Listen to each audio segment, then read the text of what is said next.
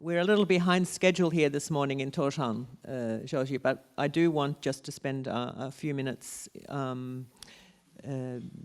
just trying to maybe capture some of the main points from your presentation as well as from Shane's. And we had a presentation from the FAO before that. I'm not sure if you've been following those presentations. Yes? Yes, okay. I did.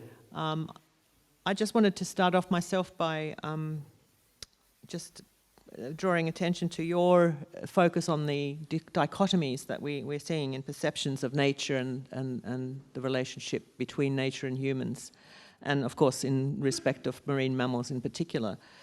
I mean, we've seen a kind of culture war, and many people in the debate over the years have called this anti-whaling movement a form of cultural imperialism. I'm just wondering, and this maybe is a question both to you and also to Shane from your presentation on wildlife and trends in international attitudes. What struck me about the presentation from the FAO is that the definition there of aquatic food resources does not include marine mammals. And I'm not sure why that is. I'm just wondering whether either of you or both of you have a perspective on the FAO in particular and how we maybe should be dealing with bringing the marine mammals as a resource, as a food resource, into the discussion in a UN body like the FAO, which is ultimately the key organization in an international context to assess challenges with respect to food security. How would you suggest that we go about that? Shoji, would you like to respond? I know you said you ended your presentation by saying you didn't have any answers, but I'm sure you do. Okay, thank you very much for that question. We all know that many international organizations, especially United Nations organizations, are quite cautious in handling controversial issues, and so that they don't like to take any sides or to create a new controversy.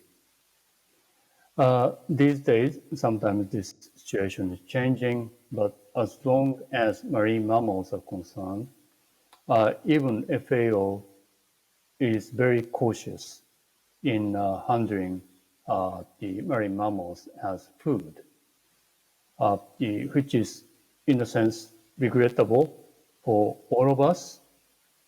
And the FAO is, I think, responsible to open a dialogue, not taking positions about this controversy.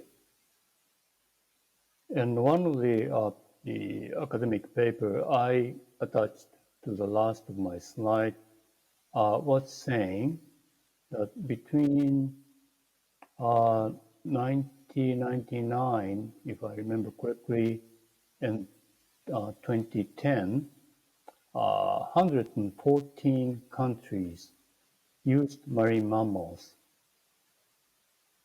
including as a food.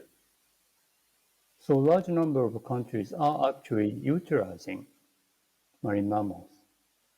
So I believe FAO should not avoid this issue to be discussed. Again, not for creating more controversy, not for taking sides. The only way for us to encourage FAO is to raise this issue at such forum like Committee of Fisheries. Unfortunately, for this year, it has just finished, but we have some time to think about our approach to FAO for the next Committee of Fisheries. I hope this answers to some of the questions. Well, thank you very much. I think that's excellent advice and something we should probably be looking more actively at. Shana, did you want to comment on that too, just very briefly? A couple of observations. Number one, if I made the point in the presentation that it is very difficult to find assessments of the amount of marine mammal food that is actually being procured, that is not necessarily the FAO's responsibility to do. There's lots of other individual entities, organizations, communities that could be contributing effectively to building up an assessment of just how much of that food in all those 114 countries is actually being utilized. And if that's not done, it's very hard to blame another organization for not including it, in a sense, in their roster. The second thing is, a point I would make, is that the idea of iconic species or unacceptable to be hunted species does not just pertain, of course, to marine mammals. There are, as pointed out in the presentation, there are a great many iconic species, and in some ways that number is growing. And so we can borrow similarities between how those species become iconic and how marine mammals become iconic, and how they both come off this list of harvestable species. There is a chance to, by building up those databases and by approaching FAO, especially in light of those databases that could be developed regionally and locally, to more forcefully ask the question why FAO is not doing it. But on the other hand, let us assume that FAO will not do it.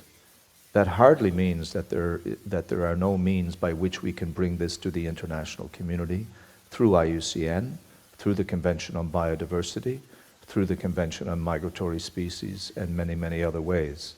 So I think that, again, in my view, we have a lot of power in our hands if we wish to exercise it.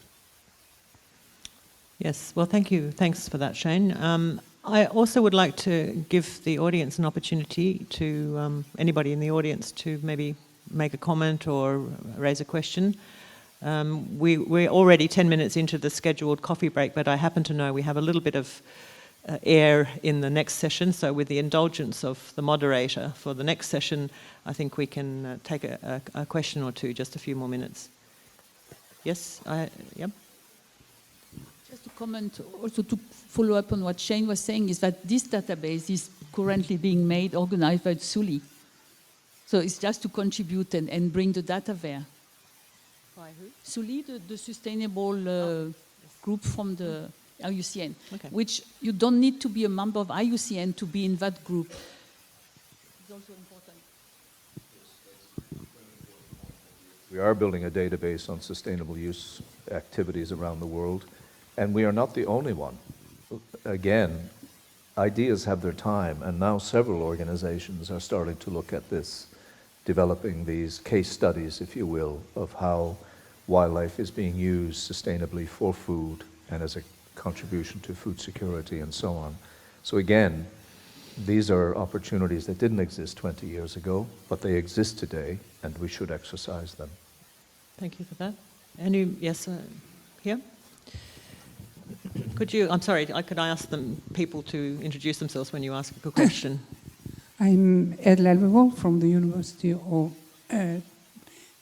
Arctic University of Norway in Tromsø.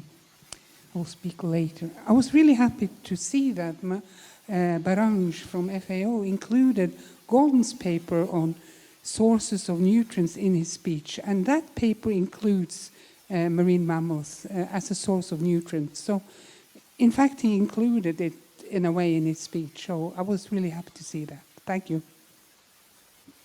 That is true. The paper does contain that. My understanding was that the definition, FAO's definition of aquatic food resources is marine fish, freshwater fish, Yes. crustaceans and mollusks. It is, yeah. But just one point there. FAO is now part of what's known as the Sustainable Wildlife Management Group, which has 14 organizations: TRAFFIC, CITES, IIED, IUCN, OIE, IIFB, International Forestry, and we are all working together on sustainable wildlife management issues globally. TRAFFIC is there as well. And so this could be another, maybe it's a time to bring it to that group, you know, not just to FAO, but to that group, and ask that question. that's something I can help with. Okay. Anybody else? Nope. I'm not seeing. It's difficult to see from where I'm sitting. Any other hands up? No. Okay. Well, thank you again. Thank you in particular, Shoji, for being able to be with us online like this. I'm sorry if you can't see us. We can see you very well on the big screen.